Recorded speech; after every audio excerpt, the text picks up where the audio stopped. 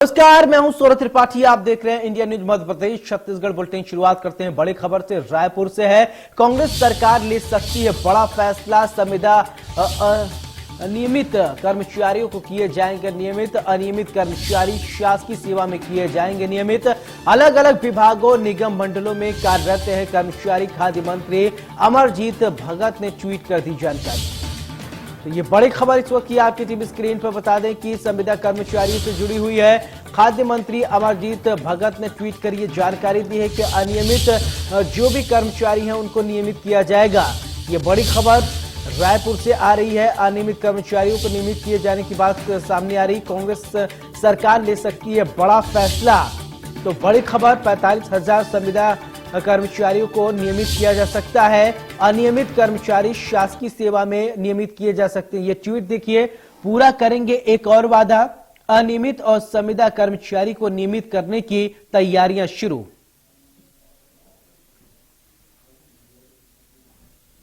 तो ये ट्वीट है अमरजीत भगत की। ये ट्वीट आपके टीवी स्क्रीन पर देखिए।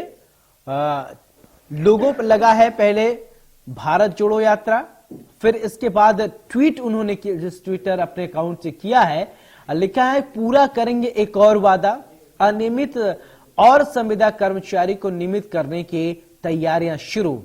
हैश ऐड किया है छत्तीसगढ़ के सीएमओ को और इसके अलावा और पदाधिकारियों के इन्होंने ऐड किया है। ट्विटर आईडी ये है अमरजीत भगत की ट्विटर आईडी।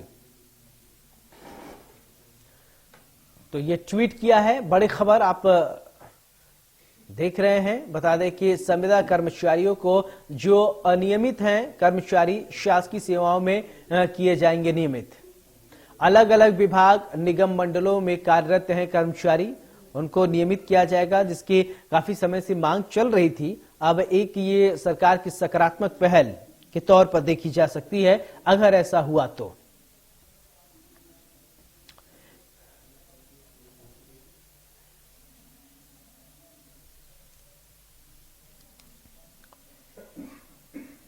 इसी खबर पर ज्यादा जानकारी के साथ मेरे सहयोगी दीपक विश्वकर्मा रायपुर से सीधे जुड़ रहे हैं। दीपक, खबर ये सामने आई है कि अनियमित जो कर्मचारी हैं उनको नियमित किए जाने की बात चल रही है। क्या कुछ जानकारी है आपके पास?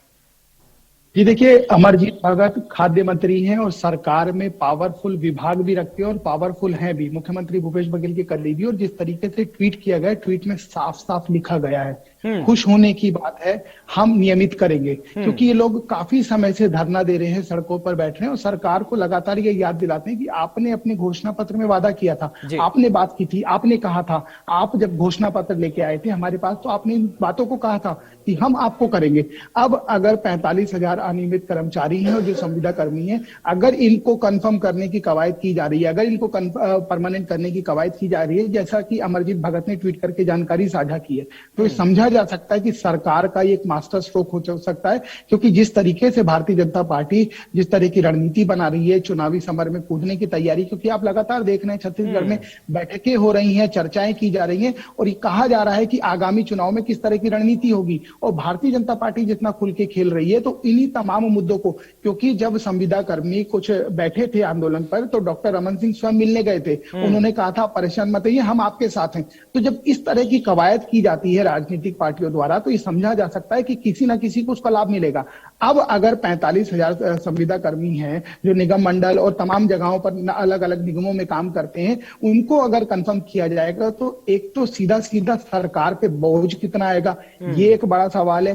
सरकार पैसा कहां से लाएगी, ये बड़ा सवाल है। ये तमाम सवाल है। लेकिन उसके बीच अगर ये ट्वीट आया है, अगर ये जानकारी अमरजीत भगत ने साझा की है, क्योंकि कैबिनेट के मंत्री है और पावरफुल भी हैं, तो अगर वो ट्वीट किए हैं तो इसके कई मायने हैं।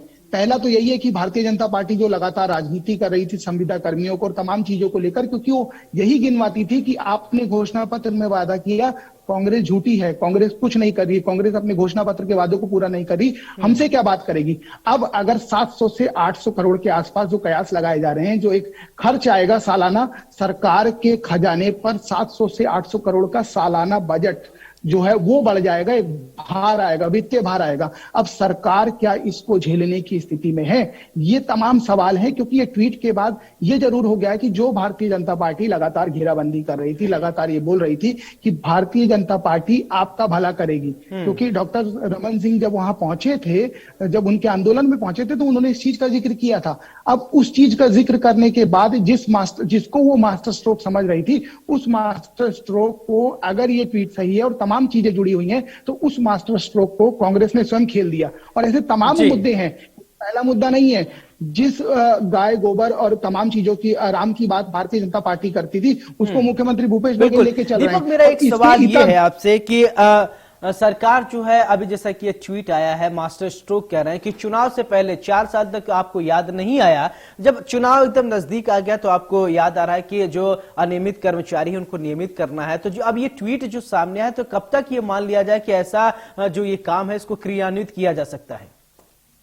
देखिए, सरकार का जब गठन होता है तो तमाम ऐसे वायदे होते हैं, तमाम ऐसे कंधे होते हैं जिन पे चढ़ के सरकारों का गठन होता है। वो छत्तीसगढ़ की बात नहीं है, देश में कहीं की भी बात कर लिया जाए, चुनावों से पहले बहुत सारे वायदे किए जाते हैं। उन सब में कितनी फिजिबिलिटी है, कितना पूरा किया जा सकता है, कितना पूरा किया जाना है, ये सरकारों के ऊपर है और उस वित्तीय व्यवस्था के ऊपर है जो सरकारें जिनसे चलती हैं, कि आपकी इनकमिंग कितनी है, आपकी आउटगोइंग कितनी है, आप कितना पैसा कमा रहे हैं, आप कितना खर्च कर सकते हैं, आप खजाने में कितना बचा सकते हैं। ये तमाम चीजें हैं और ये तमाम सवाल रहते हैं। इसलिए वायदे तो हो जाते हैं, उन वायदों को किस तरीके से अमली जामा पहनाना है, उन वायदों को किस तरीके से पूरा करना है, ये सरकार और उस व्यवस्था, उस सिस्टम के हाथ में होता है जिनसे सरकार चलती हो, चाहे सरकार के निजी सचिव हो, चाहे सरकार के मुख्य सचिव हो, और पूरा एक सिस्टम होता है कि आपकी वित्तीय व्यवस्था कैसी है, उसके हिसाब से चलता है। इसीलिए मैंने 700 से 800 करोड़ सालाना भार का जिक्र किया कि सरकार क्या इसको झेलने की स्थिति में है। क्योंकि यदि आप करते हैं